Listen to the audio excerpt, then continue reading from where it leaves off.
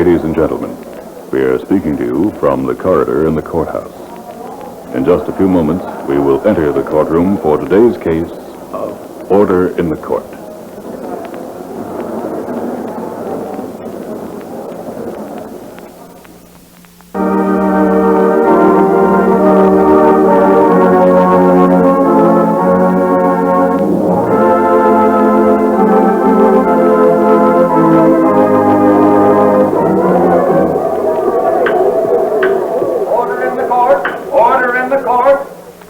Will the clerk please assist the lady?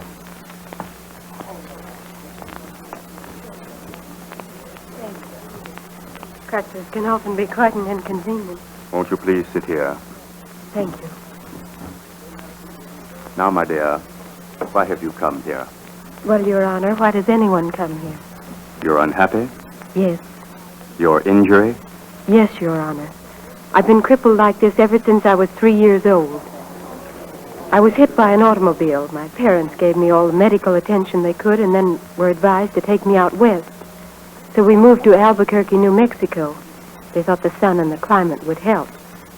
Well, I enjoyed living there. We had a nice little home out in the desert, and our nearest neighbors were a very aristocratic family named Flan. That is, there were only two of the family left, Mrs. Flan and her grandson, Paul.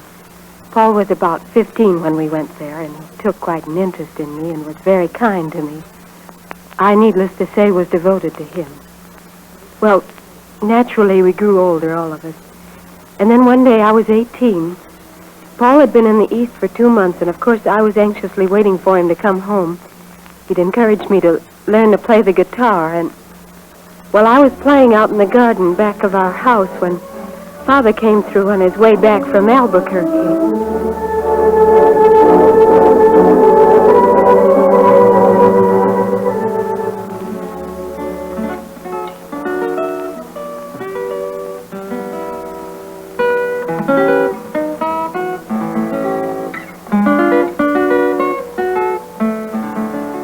Well, that was beautiful, my darling. You eavesdropper, you. Eavesdropper? One can't eavesdrop unless someone is talking. And how do you know I wasn't talking? To Estrellita? And why not? Haven't you ever talked to the stars? And what were you telling the little star? Some very lovely things, little secrets that cynical old men like you wouldn't understand. Do you think Paul will notice any difference? I mean, in the way I play? Of course he will. I wonder. After all, I don't suppose I could have improved much in 2 months. But indeed you have. Well, no one can say I haven't worked. It'll be fun seeing tomorrow whether Paul does notice any difference. Well, you'll see. Oh, where's your mother, dear? In the library, I think. At least she said she wanted to write some letters. All right, now, don't stay in the sun too long. I shan't. And call me if you want me to help you in. I shall.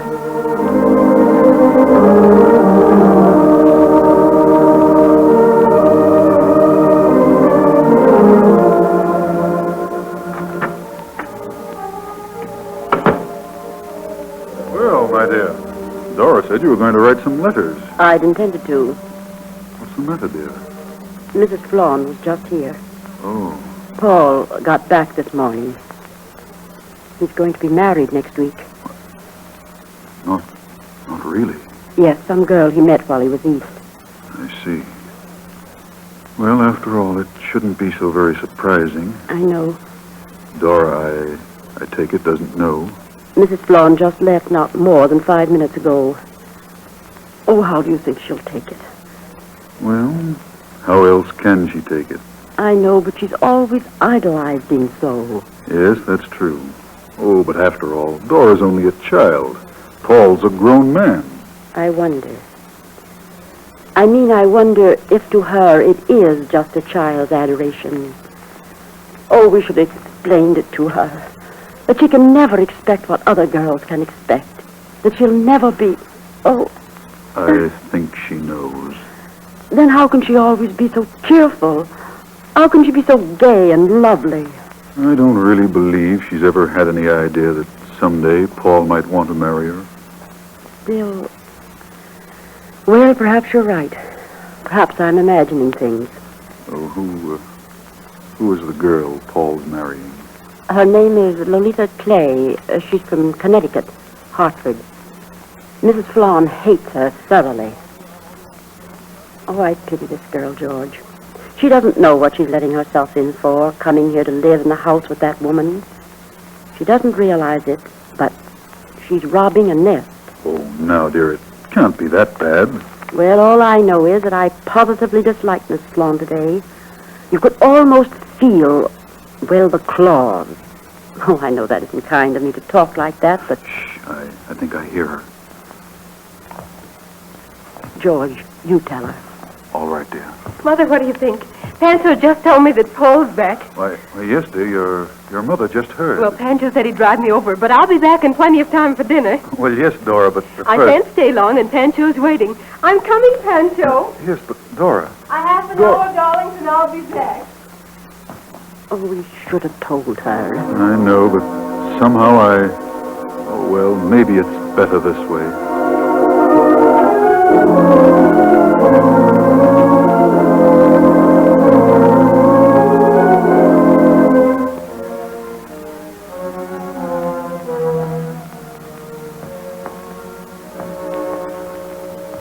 Hello, Paul. Welcome home. Well, look who's here. It's the kid herself.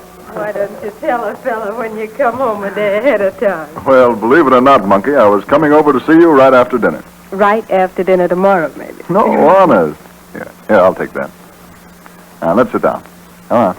There we are. Pancho, scram around to the back and tell Juan to rush out a couple of lemonades to the patio. And maybe a jigger of cactus juice in mine. You old sot. Stop nothing. Got to celebrate. So you brought the guitar along. How's it going? Oh, so. Did you hear some good tunes in the East? I brought you back a whole stack of stuff. You darling.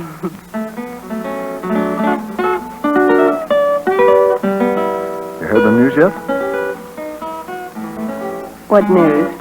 That Hoover was elected? No, the news about me. Were you arrested? Me arrested? Oh, don't be silly. No, the news about the big wedding. Wedding? Sure. A week from tomorrow in Hartford, Connecticut. Mr. Paul Flan and Miss Lolita Clay. You're joking. No, honest. Gosh, I wish you could be there and be a... Oh, you know, give me some moral support. You're going to love her, kid. She is the most beautiful, the loveliest, the sweetest... Well, you got any good adjectives I could use? The luckiest. Baloney. I'm the lucky one. You'll understand why when you meet her. And listen, kid. Confidentially, I'm going to need your help. Granny, she no like. She's agin it. But why, Paul? Oh, you know how grandparents are. Granny's got an idea she's going to be a washout. She just doesn't respect my judgment. Oh, not that she's really brutal about it all, but just hasn't set so good with her. So you'll have to help me out. Can I count on you? Yes, Paul, of course. Now, you and she ought to hit it off great together. And Lord, after all, she's not much older than you, huh? She's only 22. Wait. Here's a picture of her. She is lovely, Paul. Well, look at it, Monkey. I see it. Here, what's the matter? I guess my crutch hit a pebble when I got out of the car, and I got a little twist. Oh, gee, that's a shame, kid. Hurt much? No, it's all right, but I think maybe I'd better get on back home. And I don't get to hear you play the old guitar? Tomorrow, how's that? Sure. I'll run over sometime tomorrow. Congratulations, Paul. Thanks, kid. You're 1 in a million, youngster.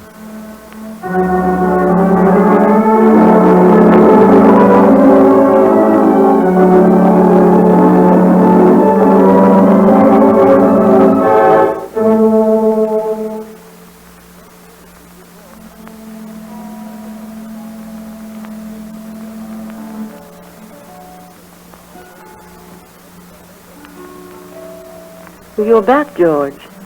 Yes. She's still in her room. Yes. She's been there ever since dinner. Just playing that one song over and over. It's just about broken her heart.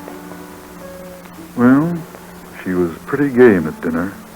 But she ate scarcely anything. and then went upstairs immediately. That isn't the way she's been playing Astrolito. No, I know it isn't. Oh, she's sobbing her heart out. Don't you think maybe you'd better go up and see? All right.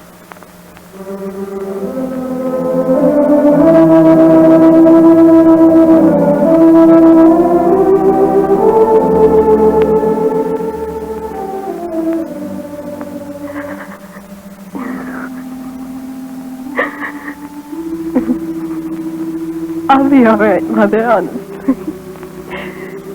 And I am happy that he's in love and is going to be married. Oh, my darling. I'll just miss him. He won't have much time to tease me anymore. No. And my father not being so silly, he still thinks I wear my hair in pigtails. And I know, Mother. I know I'll never marry. Oh, Dora. I've understood, even though you've never said anything. But it's all right. And once I get over this silly little spell, I'll never have another one. Never. I mean it, Mother.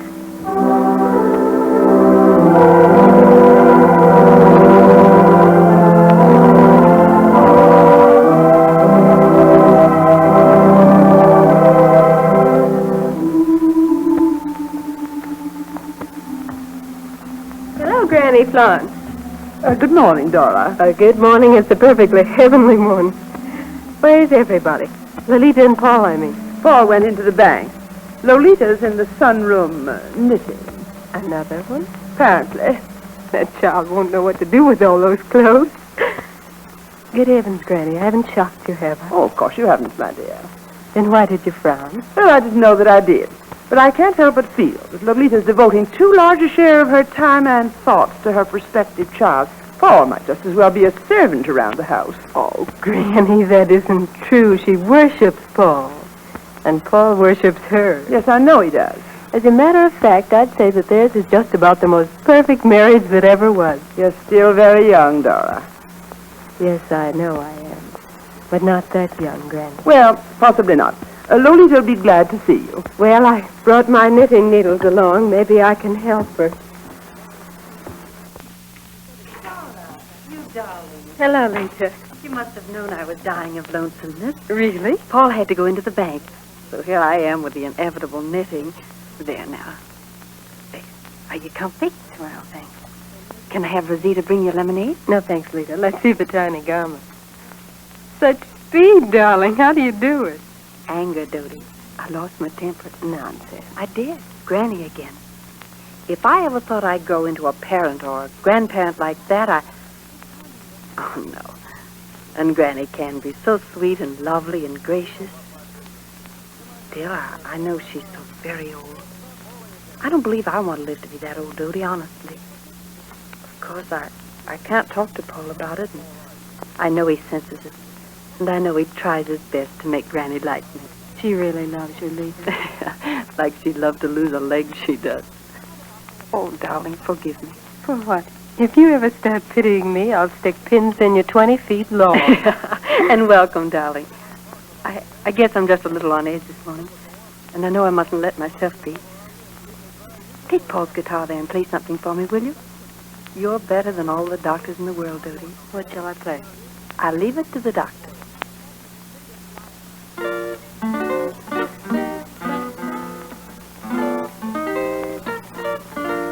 That's lovely.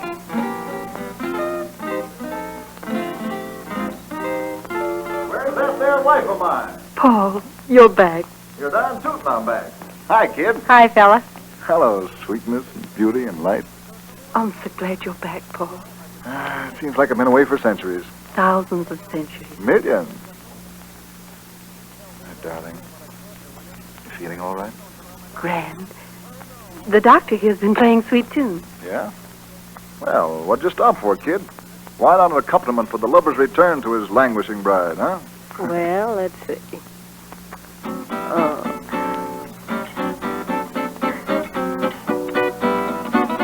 Oh, yeah? I'll pull your ears. I'll fix you, you monkey. Monkey's bite. Not your kind. Now behave yourself. You know something, Lita? What? This kid's getting too wise, too fresh. Is that so? You're darn right. You gotta quit growing up, kid. You'll be a lady if you're not careful. I beg your pardon, sir. And make him beg yours, Toady. Oh. Okay, kid. On my humble knees, I beg your pardon, lady. Lady Dora, how's that? Terrible. You look terrible on your knees. Well, no worse than standing up. What do you say we three shoot a few hands of rummy, okay? All right, suits me. Swell. I'll go get the cards.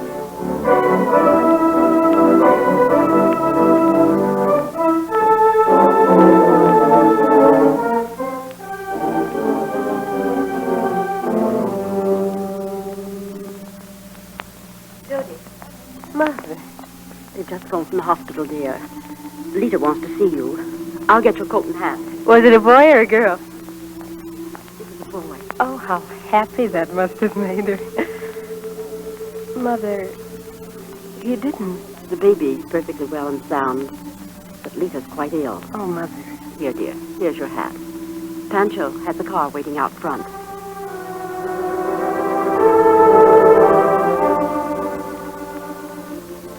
Toady. Lita, darling.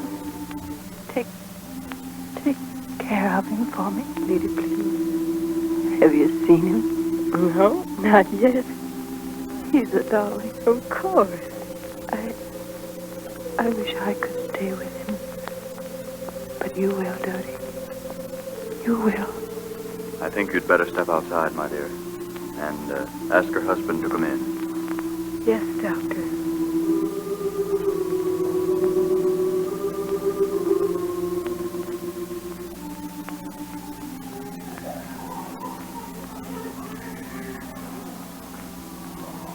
Oh, nurse. Yes? Dr. Norris told me if I'd come in here, I could see Mrs. Flan's little baby. Oh, yes. All right. Just a moment, please. Thank you. Yes. Here he is. Would you like to hold him? Oh, may I? Of course. Oh, here, hold my arm. You won't fall. I guess I forgot I had a crutch. Yeah, well, it's all right, my dear. There. There you are. Now. Suppose I'd let him fall. Well, you didn't. Now you can hold him. He's so tiny, so lovely. Oh, nurse, Yes, doctor. will you phone the supervisor, please? Ask her to come to 486. Yes, doctor. Mrs. Flan. Yes, she died. Oh, My dear. I won't let him fall. I won't let him fall.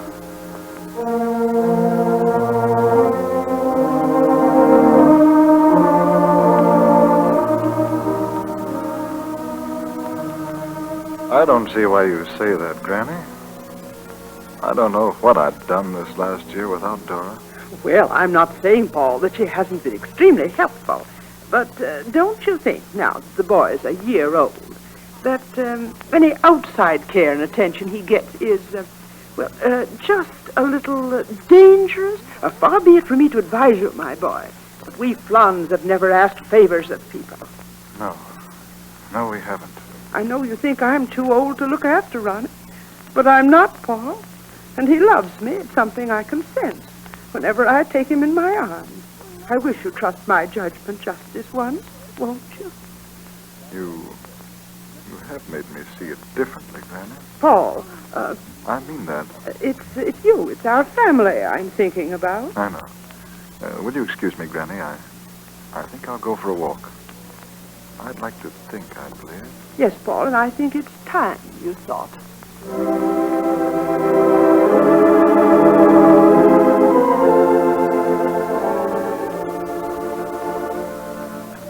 It's been a long time, Paul, since you've been over here to see us. But then I'm over at your place so much. I'll never be able to thank you, Dora. You think I want thanks? No, of course not. Are you worried, fella? Yes. Want to tell a guy why? I think I need a translator.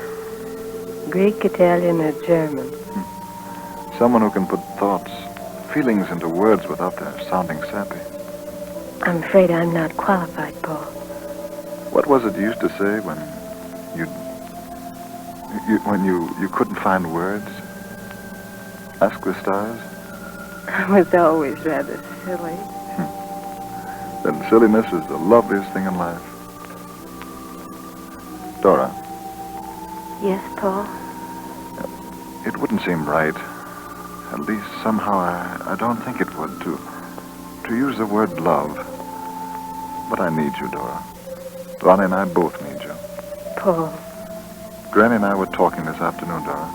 She didn't know it, but she made me realize how much I need you, how much we need you. I don't want her to influence Ronnie. no, I'm trying to find words, Paul. Your stars help me. Dora, I wish I could say Please, Paul. because I do. And I think she understands. I loved her. Of course you did. And now, well, you and I were always sort of... Sure, fella. Kid, I need you. Will you marry me, please? Where's the chin? Up, kid, please. Yes. You will marry me? It only takes one word. Yes or no. Ask them. Paul.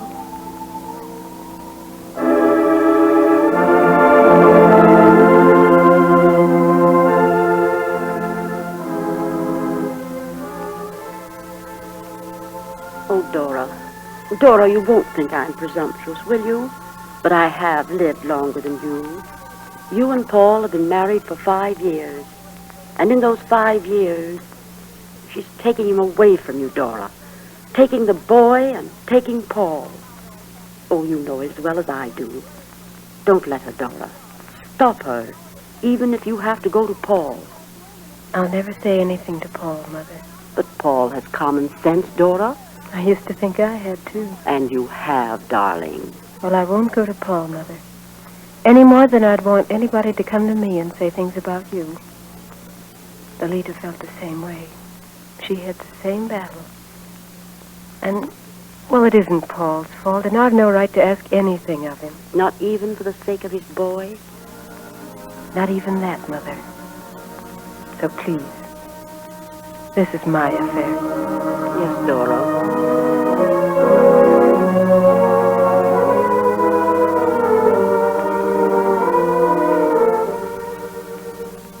And so what do you think this beautiful princess did, Ronnie? What, Granny? She said, I'll get even with that wicked old stepmother. I'll get even with her if it's the last thing I ever do. I don't blame her. And so what do you think she did? I hope she killed her. Oh, Ronnie. Well, stepmothers are always wicked. Or most always. Well, in this case... Oh, Dora. Yes, Granny. I wasn't trying to eavesdrop. Ronnie, why don't you run outside and play for a little while? But Granny's telling me a story. It is not a nice story she's telling you. It is so. No. The entire world has accepted Grimm's fairy stories, Dora. When they're properly told, yes. You mean to imply that I didn't tell it correctly? We understand each other, Granny. You're saying that I told my grandson a lie. You're trying to make him believe one. You can't say that about my grandmother. She didn't tell a lie. That stepmother was wicked. All stepmothers are. And when they're crippled, they're even worse. Ronnie. Well, all right. It's true. You aren't my mother, so don't you go saying things about Granny. You cripple? Ronnie, go get your father. Yes, Granny. Oh, Father! Father! Dora. Oh. Dora. Dora, darling. It's all right, Paul. Oh, kid, what happened? My crutch slipped and I fell. Dodie. It's always slipping at the wrong moment. I think you'd better call Dr. Grove, Paul. No, please, I'm all right. But, my darling... Please, Paul, it's all right. She isn't all right, Granny. Call Dr. Grove.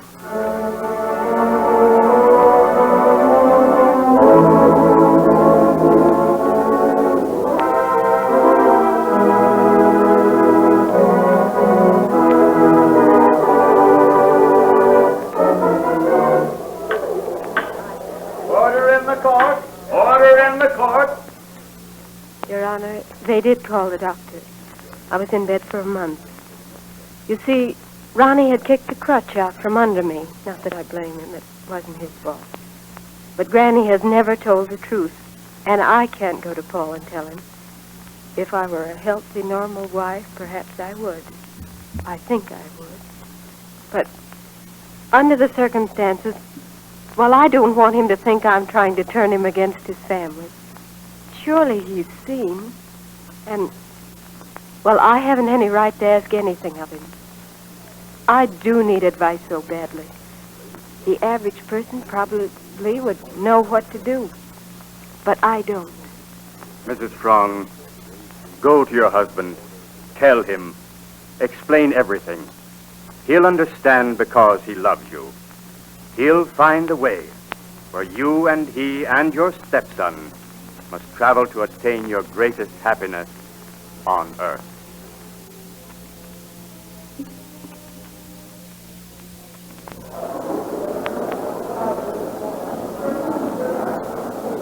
We are once again talking to you from the corridor as the courtroom is emptying. We hope that you'll join with us again when we return for the next session of Order in the Court.